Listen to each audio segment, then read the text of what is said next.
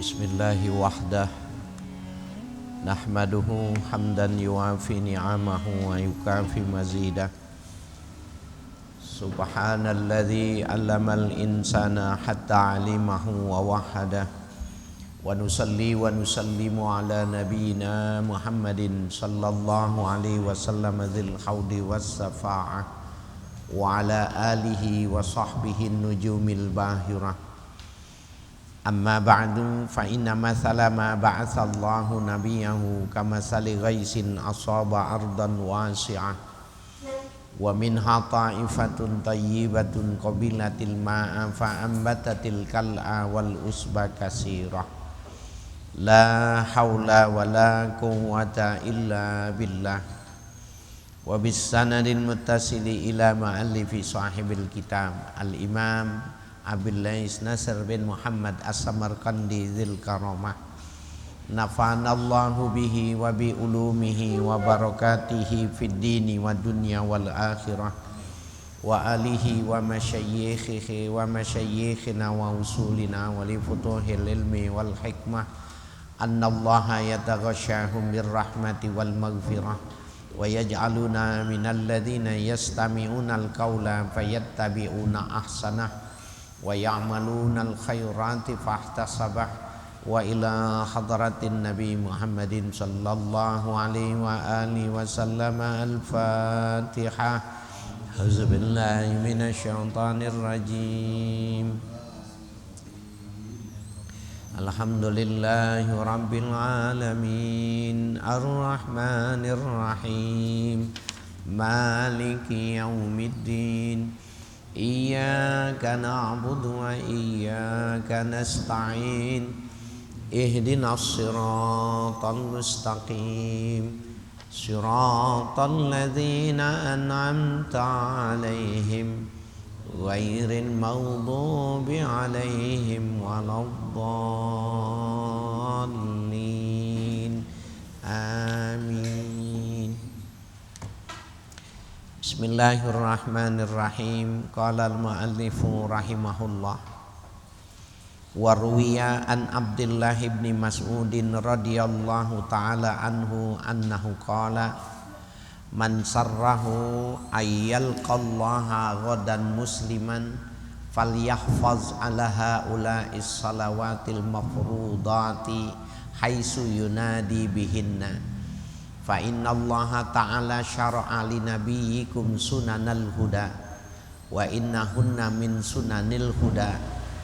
Fala umri law sallaitum fi buyutikum kama yusalli hadzal mukhtalifu fi baitihi la taraktum sunnatan nabiyyikum walau taraktum sunnatan nabiyyikum la dalaltum wa laqad ata alaina zamanun wa ma yatakhallafa an hunna ya illa munafiqun ma'lumun nifaqihi. Waruya an Abdullah bin Mas'udin radhiyallahu ta'ala anhu qala, diriwayatkan dari sahabat Abdullah bin Mas'ud radhiyallahu ta'ala anhu menceritakan Ibnu Mas'ud, man sarrahu ayyalqallaha ghadan musliman, barang siapa yang senang, yang berbahagia, suka berjumpa dengan Allah kelak menjadi seorang muslim, falyahfaz ala haula'is salawatil mafrudat, maka hendaknya ia memelihara salat-salat yang diwajibkan, haitsu yunadi bihinna, sekiranya dipanggil untuk melaksanakan 5 salat yang dimaksud. Jadi ini as-salawatul mafrudat adalah al-khamsus salawat, yang dimaksud itu salat 5 waktu. Pengen ketemu, berjumpa sama Allah, mendapatkan kebahagiaan dari Allah, jaga salat yang 5 waktu. Intinya begitu. Jangan tinggalkan salat 5 waktu itu. Fa innallaha ta'ala syara'a li nabiyyikum sunanal huda. Sesungguhnya Allah Ta'ala mensyariatkan untuk Nabi kalian itu sunanal huda, Ya, sunan itu jamak dari sunnah. Jadi sebuah tradisi, sebuah perbuatan-perbuatan yang mengikuti petunjuk Tuhan. Ya, jadi petunjuk Tuhan. Fa innahunna min sunanil huda, dan sesungguhnya sholat 5 waktu itu termasuk sunanul huda, ya. Petunjuk dari Allah yang diberikan kepada Nabi Muhammad. Jadi sholat itu adalah sunanul huda, sunnah yang diberikan oleh Allah kepada nabinya, dan umatnya pun diwajibkan untuk melakukannya. Ya. Fala umri law sallaitum fi buyutikum kama yusalli hadzal mukhtalif fi baitihi la taraktum sunnatan nabiyikum. Fala umri, ini boleh dibaca fala umri atau fala amri, itu maknanya demi umurku, ya. Law sallaitum fi buyutikum, seandainya kalian sholat di rumah kalian, kama yusalli hadzal mukhtalif fi baitihi, sebagaimana sholat orang yang menyalahi, ya, daripada sunanul huda ini di rumahnya Nabi Muhammad. Ya, jadi seandainya kalian sholat di rumah kalian seperti orang yang melakukan menyalahi perintahnya itu sholatnya di rumahnya Nabi Muhammad gitu. La taraktum sunnatan nabiyikum, sesungguhnya kalian sudah meninggalkan sunnah Nabi. Lah kan sholatnya kan di dalam rumah Nabi, iya, disuruhnya bukan di rumah Nabi tapi di masjid gitu. Ya, disuruhnya itu di masjid bukannya di rumah Nabi. Jadi walaupun kamu sholatnya di rumah Nabi, kamu sudah meninggalkan sunnah Nabi gitu. Jadi sholat berjamaah itu di masjid. Nah, ini banyak ya hadis-hadis yang senada, yang seirama dengan ini, sehingga Imam Malik mengatakan sholat wajib berjamaah di masjid. Ya, banyak. Waktu kemarin kita sudah bertemu dengan hadis yang mengatakan aku pengen sekali ketika waktu masuk sholat, kemudian salah seorang sahabat azan. Selesai azan, kemudian kuperintahkan salah seorang sahabat untuk mengimami sholat. Lalu aku keluar dengan beberapa pemuda membawa kayu bakar. Bila kulihat orang itu tidak melakukan sholat berjamaah, aku pingin sekali rumahnya kubakar.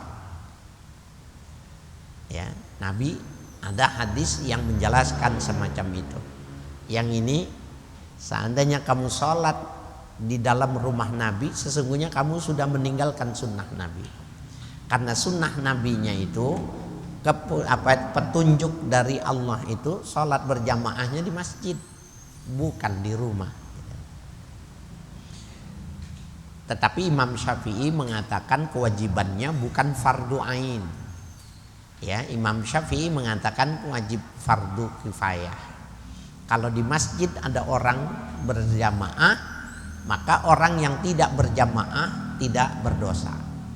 Tapi di masjid tidak ada yang melaksanakan sholat berjamaah, dosa satu kampung.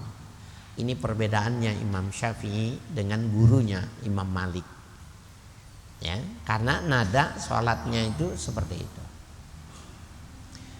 Walau taraktum sunnatan nabiyikum ladolaltum. Kalau kalian meninggalkan sunnah Nabi kalian, kalian pasti sesat. Walaqad ata alaina zamanun wa ma yatakhallafu anhunna illa munafiqun. Ya, maklumun nifaquhu. Dan sungguh telah datang kepada kita satu zaman yang berbeda pendapat di antara mereka itu tadi, kecuali adalah orang yang munafik. Maklumun nifaquhu, yang sudah ketahuan kemunafikannya.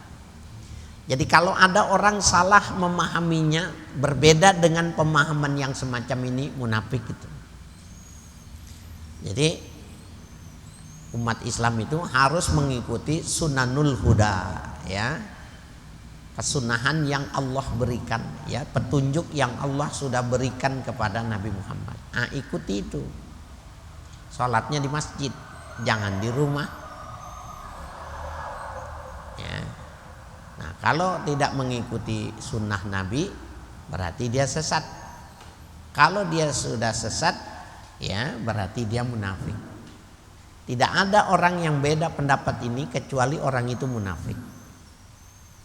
Ya, ini menurut penilaian Al-Imam Abu Lais Nasr bin Muhammad As-Samarqandi, ya, dalam kitabnya itu seperti itu. Maklumun nifaku, udah ketahuan kemunafikannya. Nah, ini dasar, ya Bapak saya sekalian. Apakah ini bisa langsung digigit dengan gigi geraham untuk menilai tetangga kita yang sholatnya tidak ke masjid?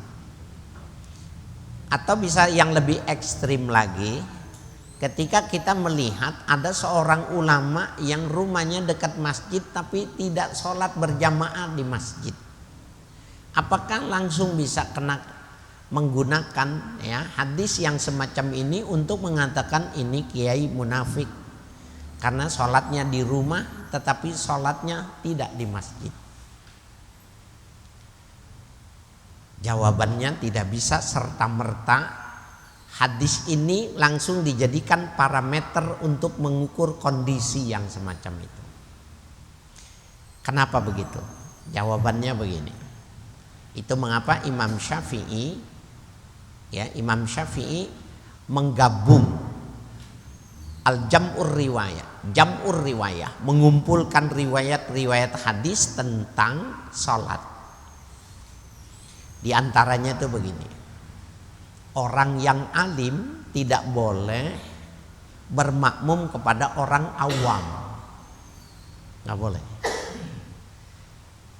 Jadi orang yang mahir, orang yang bagus, dia tidak boleh sholat berjamaah kepada orang awam yang dia ketahui awamnya. Kita sholat nih di kampung orang, kita kan nggak tahu kualitas orang itu, sholat aja sah. Nah, jadi orang yang seperti zuhur, asar, mana kelihatan orang itu ibadahnya bagus atau tidak, awam atau orang alim, nggak ketahuan, nggak bisa. Tapi kalau masuk di maghrib, isya, subuh kelihatan.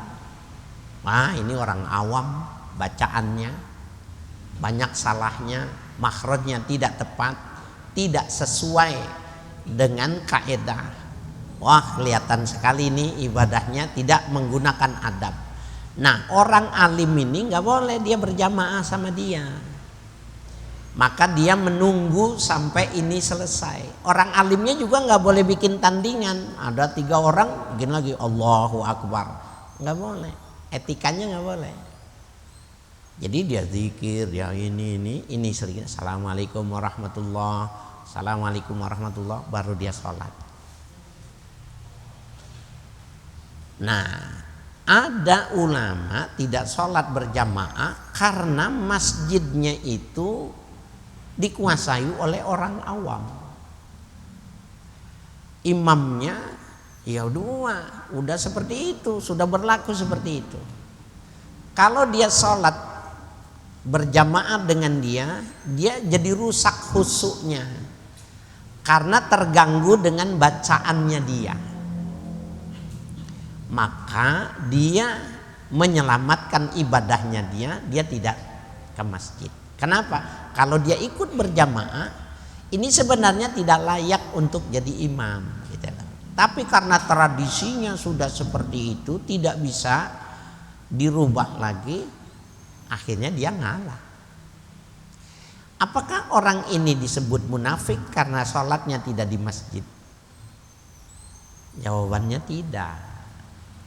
Nah, jadi jangan ini dijadikan satu-satunya untuk membuat parameter yang tidak ke masjid munafik. Yang tidak ke masjid bakar saja rumahnya, halal dibakar. Enggak begitu. Ya, jangan keras seperti itu memahaminya. Jadi harus dikumpulkan juga. Nah, sekarang pembanding nih.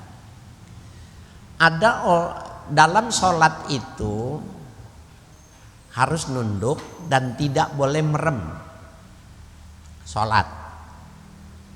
Tapi dia kalau dia melek, matanya terganggu oleh pandangan, oleh motif dan lain sebagainya. Kemudian dia merem. Yang semula hukumnya makruh, buat dia tidak makruh nih. Kenapa? Kalau dia melek, khusyuknya hilang. Dengan merem maka dia lebih mudah berkonsentrasi. Inilah yang disebut dengan kaidah ad-darurah tubihul mahzurah. Kedaruratan itu membolehkan yang dilarang. Nah, ini harus dipegang, dipelajari bersama-sama. Ya, ada orang yang ekstrim tuh, bakar aja rumahnya, halal itu dibakar. Gitu. Hadisnya sahih. Jadi tidak begitu memahaminya, tetapi harus jam'ur riwayah, dikumpulkan dulu. Ya, ini penting ya, kalau kita belajar itu pemahamannya itu harus paripurna, ya, pemahamannya itu harus syamil, ya, meliputi, gitu ya. Walaqad ra'ayna ar-rajula yatahada bainas naini hatta yuqama fis saffi wa ma min rajulin yatatahharu fayuhsinu taharahu summa ya'madu ila masjidin minal masajid fayusalli fihi illa kataballahu lahu bikulli khatwatin ya hasanatan. Walaqad ra'ayna ar-rajula yatahada bainas nain hatta yuqama fis suf. Ya. Kami pernah melihat ada seseorang, ya, laki-laki itu yang satu dengan yang lainnya di antara dua orang itu tadi, ya, berbeda pendapat di dalam memahami petunjuk sehingga sudah berdiri shaf untuk melakukan sholat. Wa ma min rajulin yatatahharu fayuhsinu taharuhu. Tidaklah seseorang yang bersuci kemudian ia perbagus bersucinya, berwudunya. Tsumma ya'madu ila masjidin, kemudian ia menyengaja menuju masjid minal masajid, dari masjid-masjid yang ada, fayusalli fihi, kemudian ia salat di dalam masjid itu, illa kataballahu bikulli khatwatin hasanatan, kecuali Allah menuliskan untuk orang itu tadi setiap satu langkah itu satu kebaikan. Berapa lama, berapa banyak langkah yang dia pergunakan ke masjid itu dikalikan. Satu langkah satu kebaikan. Nah, ini ya Bapak Ibu-ibu sekalian yang berbahagia, sehingga ada di kalangan ulama itu dia masjidnya itu pindah-pindah. Dan dia sengaja walaupun dia bisa jalannya ke sini, jalannya itu muter gitu. Kenapa? Ya, memperbanyak khatwat, ya, memperbanyak ditaksiril khatwat untuk banyak langkahnya, semakin jauh. Ada. Ya, yang seperti itu. Dari lantaran memang semakin jauh semakin banyak, ya, kebaikan yang dilahirkan dari langkah-langkah menuju masjid itu tadi. Wa yurfa'u lahu biha darajatan, ya. Wa yarfa'u lahu biha darajatan, dan Allah angkat baginya, bagi orang itu tadi, dengan langkahnya itu satu derajat. Satu, ya, kebaikan, satu langkah satu kebaikan, satu langkah diangkat satu derajat. Berapa langkah? 1000 derajat kedudukannya di sisi Tuhan. Ya. Wa yahattu anhu khati'atan, dan Allah hapuskan dari satu langkah itu satu kesalahan. Satu langkah, satu kesalahan dia hapus. Hatta inna kunna lanuqaribu bainal khata'i, sehingga kami dahulu ya lanuqaribu bainal khata' ya merapatkan ya di antara langkah kami. Jadi langkahnya nggak gede-gede, pendek-pendek supaya banyak jumlah langkahnya. Kan kalau jalannya cepat langkahnya lebih jauh. Nah, tidak begitu, jalannya supaya langkahnya lebih banyak ya. Fa inna sholatar rajuli fil jama'ati tazidu ala sholatir rajuli wahdahu khamsan wa isyrina darajatan. Sesungguhnya sholat seseorang itu bersama berjamaah bertambah sholatnya ketimbang seorang laki-laki yang sendiri khamsan wa isyrina darajatan, 25 derajat. Ada riwayat mengatakan 27 derajat. Tetapi itu kenapa bisa menjadi berbeda? Ada antara satu hadis yang lain, satu mengatakan 25 derajat, yang satu mengatakan 27 derajat. Yang benar yang mana gitu. Dua-duanya benar menurut ulama. Karena sekurang-kurangnya 10. Jadi sekurang-sekurangnya itu dikalikan 10. Ada yang sampai 25 derajat, sampai ada yang 20 derajat, sampai ada ad'afan kasirah, sampai berlipat-lipat. Umumnya 25 sampai 27 umumnya ya. Tapi bisa jadi lebih. Kenapa? Hujan, subuh-subuh hujan, sudah tua, nggak ada yang nganterin, payungnya sobek ya, hujannya besar, basah, tetap ke masjid. Sampai di masjid belum ada orang, nunggu dulu mau sholat berjamaah. Ini bisa jadi lipatannya bertambah. Apalagi kalau di musim dingin ya. Nah, semakin masyakat semakin ibadahnya baik ya. Ini Bapak saya sekalian ya, kita kalau lagi ngaji ini kita diajarkan sama ulama, dalam hati itu kita minta supaya kita bisa ya memelihara sholat kita ini seperti yang diajarkan oleh Nabi. Sholat kita itu berjamaah, sholat kita itu di masjid. Walaupun imam mazhab kita mengatakan fardu kifayah, walaupun ya menjaga. Dan dulu kita sudah bicarakan, kalau sholat kita belum bagus, berjamaah aja, aman sudah, aman.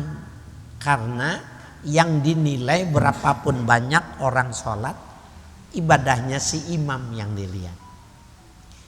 Ibadahnya si imamnya bagus, rapi, bernilai, satu masjid sama nilainya. Kalau dia nilainya 90, semuanya 90. Kalau dia 70 semua. Ada yang nanya, bagaimana kalau imamnya rusak sholatnya? Dia tidak tahu sebenarnya imamnya rusak sholatnya, imamnya tidak bagus gitu ya. Ini yang dimaksud rusak ini, dia bagus tapi dia tidak tahu rusak. Maka sholatnya tetap diterima. Kalau di dalam satu masjid itu ada yang bagus sholatnya, diterima juga. Jadi kalau mau aman sholat berjamaah aja ya, aman sudah.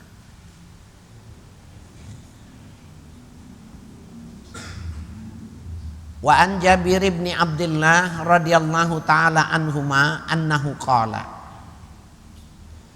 Hadis diriwayatkan dari sahabat Jabir bin Abdullah radhiyallahu taala anhu pernah mengatakan ia aradna naqlata ilal masjid ya wal baqa'u haulal masjid lana khaliyatun. Kami ingin berpindah rumah ilal masjid supaya dekat dengan masjid. Wal baqa'u halal masjid, baqa' ini maknanya dar, ya, rumahnya pengen dekat masjid. Jadi ada sahabat Nabi itu rumahnya jauh, rumahnya jauh, mau dijual, mau beli tanah yang dekat masjid sehingga bersolat jamaahnya mudah, ya, karena dia bisa ke masjid dan mudah berjamaah. Lana khaliyatun, dan kami punya khaliyah. Khaliyah itu bibi yang sudah tua, ya. Fabalaghal nabiyyu sallallahu alaihi wasallam fa'atana fi diyarina, maka sampailah berita itu, ya, bahwa ada Jabir bin Abdullah itu mau menjual rumahnya, mau tinggal dekat masjid itu tadi, sampai ke telinga Rasulullah. Fa'atana fi diyarina, maka Nabi mendatangi kami di rumah kami. Faqala, kemudian Nabi mengatakan, ya Bani Salamah. Nah, karena ini Bani, ya, jadi sahabat Jabir bin Abdullah itu dari kalangan Bani Salamah. Kan kita juga kalau orang Betawi itu punya Bani, ya, Bani Qasim, Bani Karim, Bani Husain dan lain sebagainya, itu ada Bani-baninya itu. Nah, Nabi itu kalau orang itu dalam satu rumpun kekeluargaan tidak dipanggil satu persatu tapi disebut baninya, ya. Ya Bani Salamah, wahai keturunan dari Bani Salamah, balagani annakum turiduna naklata ilal masjid, telah sampai berita kepadaku bahwa kalian bermaksud memindahkan rumah ke masjid, dekat masjid. Faqulna ya Rasulullah, ya, ba'uda annal masjida wal baqa'u hauluhu, ya, wahai Rasulullah, jauh bagi kami masjid itu, wal baqa'u hauluhu khaliyatun, ya, sementara, ya, baqa' artinya tempat, lingkungannya itu tadi, ya, apa itu, ada khaliyah. Faqala, kemudian Nabi mengatakan, ya Bani Salamah, diyarukum fa innah matuk tabu atharukum. Hai Bani Salamah, tinggalnya kalian di rumah-rumah kalian itu, fa innah tuktabu atharukum, sesungguhnya akan ditulis athar, bekas, petilasan dari kalian jalan itu berapa lama, itu nggak ada yang hilang, semuanya ditulis, nggak usah dijual. Biar aja jauh supaya langkahnya banyak. Nabi tidak menganjurkan supaya dekat masjid, karena semakin jauh semakin banyak langkahnya, ya. Jadi fa innaha tuktabu atharukum, sesungguhnya akan ditulis atharukum, ya, napak tilas, bekas petilasan kalian itu akan ditulis oleh Allah. Qala fama wadadna antakuna bihadratil masjid lima qala nabiyyu sallallahu alaihi wasallam alladzi qalahu. Maka tidaklah kami menginginkan lagi, ya, bahwa rumah kami itu dekat dengan masjid, sebagaimana berdasarkan dari perkataan Nabi yang telah mengatakannya, ya, demikian itu. Nggak jadi dijual. Ya, tidak jadi Bani Salamah menjual rumahnya untuk pindah dekat masjid. Kenapa? Karena kata Nabi, biarin aja semakin. Nah, ini sebenarnya bukan cuma menurutnya, menurut analisanya, cuma pahalanya banyak dari lantaran jauh dan langkahnya banyak, jadi pahalanya banyak, bukan gitu doang. Jadi semakin jauh kalau orang di ukuran kita, ya, pakai sarung, pakai koko, jalan berduyun-duyun ke masjid itu jadi syiar gitu. Itu jadi syiar, jadi lewat gang, lewat jalanan gitu, orang lihat, itu menarik terus. Ya, jadi kata Nabi nggak usah dijual. Siapa bilang rumahnya yang dekat dengan masjid itu pasti melakukan ibadah? Belum tentu, nggak dijamin tuh. Tapi bisa jadi orang yang rumahnya jauh rajin ke masjid. Jadi ya minta sama Allah supaya rajin ke masjid dan sholatnya berjamaah di masjid. Nah, guru-guru itu ya saya ngikutin seperti ya kiatnya mualim itu. Jadi majelis taklimnya itu semua diikat sama sama sholat gitu loh. Ngajarnya habis sholat, habis subuh, habis zuhur, habis asar, habis maghrib, habis isya. Maka mau nggak mau sholatnya dia berjamaah. Ya, itu kiat. Bagaimana pinter-pinter kita itu supaya sholat berjamaah. Ya, subhanallah. Mudah-mudahan kita bisa mengamalkannya aman. Ya, jadi orang yang mau dekat jual rumah nggak dikasih kata Nabi, biarin aja dari situ. Ya, ini yang disebut dengan diarukum fa innaha tuktabu atharukum. Ya, rumah kamu itu yang jauh akan dihitung langkahnya. Nah, dulu sedikit saya mau menjelaskan pelajaran kita yang dulu itu ya. Di dalam Al-Quran itu Allah berfirman dalam surah Yasin itu. Mungkin saya pernah menyampaikan di sini acara di sekitar sini. Wa naktubu ma qaddamu wa atharuhu. Ya, wa kulla syai'in ahsainahu fi imamin mubin. Itu kita baca itu di Yasin. Wa naktubu ma qaddamu, kami akan tulis apa yang mereka lakukan dulu di dunia itu. Nah, naktubu di situ yang kami tulis di situ adalah malaikat kiroman katibin, malaikat yang ada di kiri kanan kita itu yang mencatat perbuatan manusia. Itu yang dimaksud itu. Ya. Wa atharuhum, wa atharuhum. Dan kami catat juga asar. Ini nih sama dengan hadis nih. Catatannya di mana? Kalau malaikat pingin pegang catatan, bawa HP dia, ditulis di HP hari ini. Kalau asar itu di mana nyatetnya? Nah, ini yang dimaksud oleh Nabi. Kalau dia jalan jauh, dicatatnya itu di telapak kaki, ada asar. Berapa langkah itu yang dia lakukan ke masjid tercatat itu kiri kanannya itu. Bapak kesini jalan mengaji itu ada catatannya. Kalau baca Quran itu di kornea mata itu ada chip yang mencatat kita melihat Quran, melihat kitab, melihat kebaikan-kebaikan. Ketika kita mendengar maka di gendang telinga itu ada chip yang mencatat kebaikan-kebaikan yang kita dengar. Kalau kita mengucapkan itu maka di mulut kita, di lidah kita itu ada asarnya. Itu mengapa jangan heran ada bekas minuman Nabi, ya, bekas wudhu Nabi itu diambil asarnya sama orang.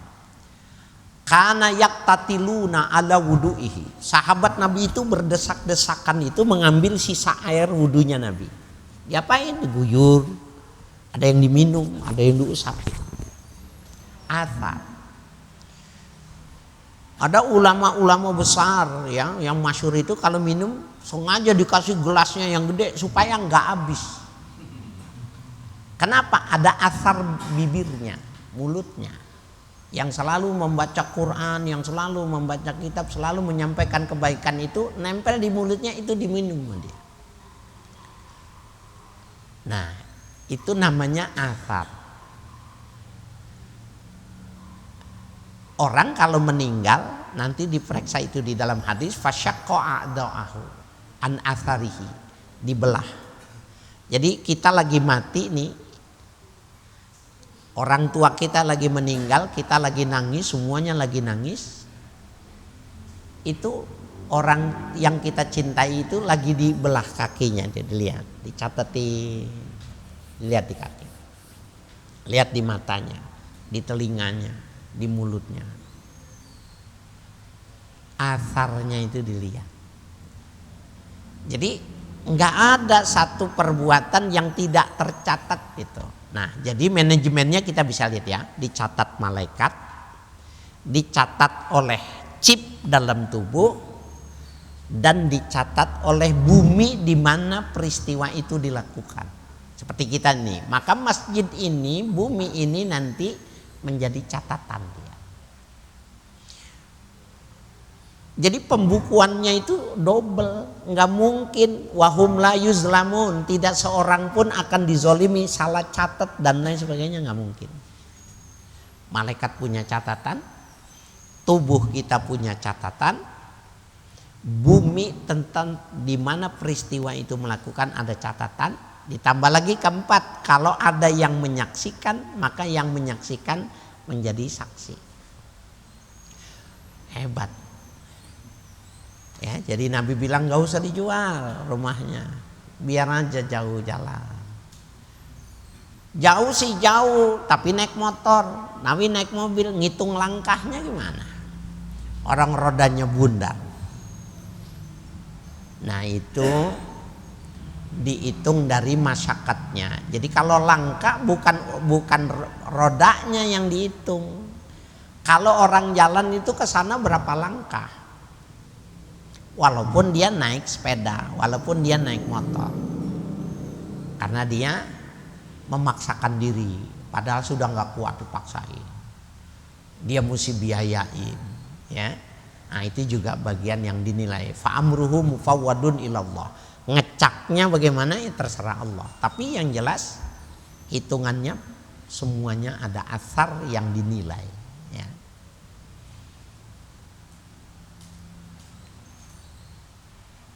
Warawa Anas bin Malikin radhiyallahu taala anhu anin Nabi sallallahu alaihi wasallam annahu qala.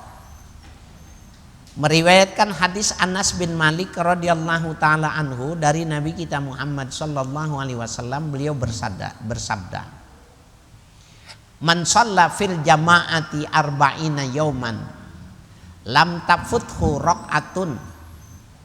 Barang siapa yang sholat berjamaah 40 hari, lam tafuthu raq'atun, tidak pernah luput satu rakaat pun.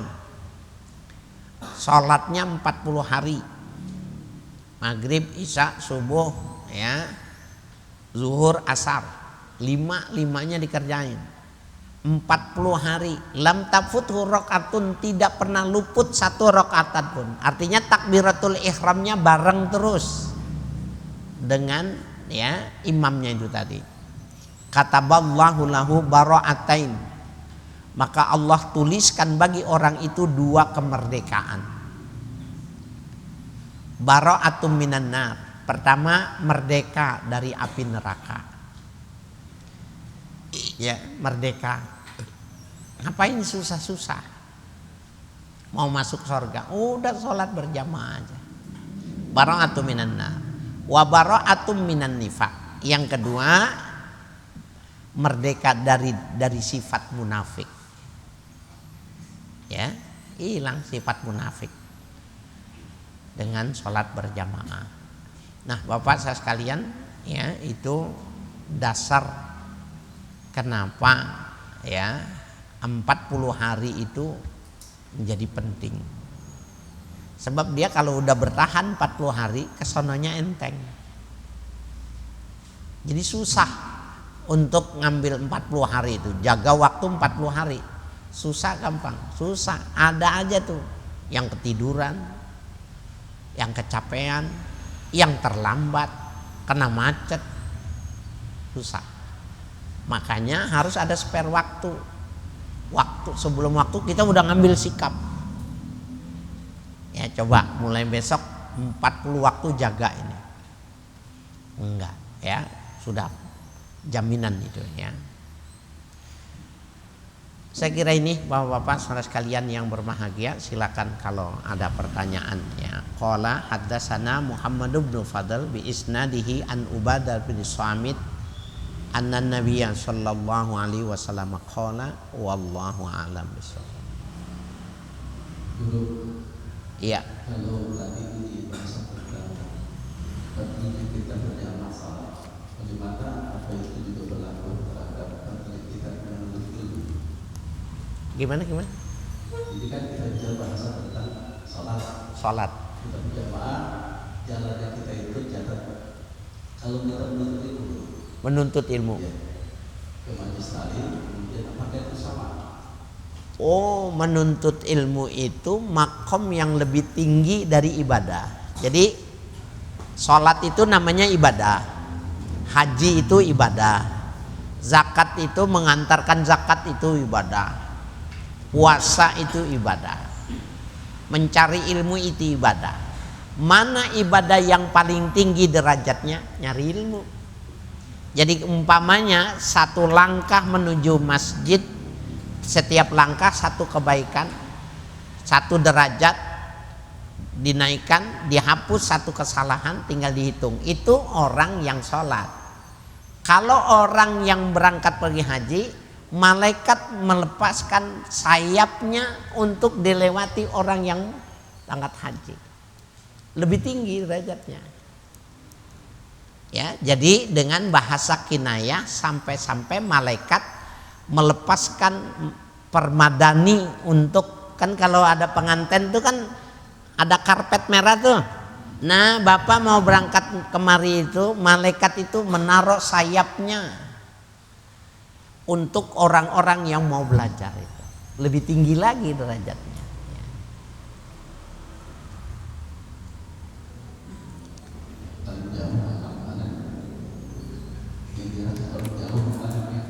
Iya. Malah lebih besar lagi ngaji itu daripada sholat.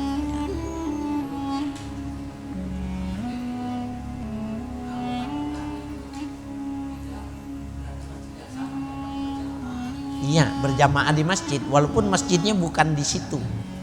Kan tadi saya bilangnya, kita bisa jadi kan kena macet di jalan. Nah, waktu kena macet udah keluar aja dari tol. Wah, ini tinggal 10 menit. Keluar dulu dia, sholat 40 hari dijamin.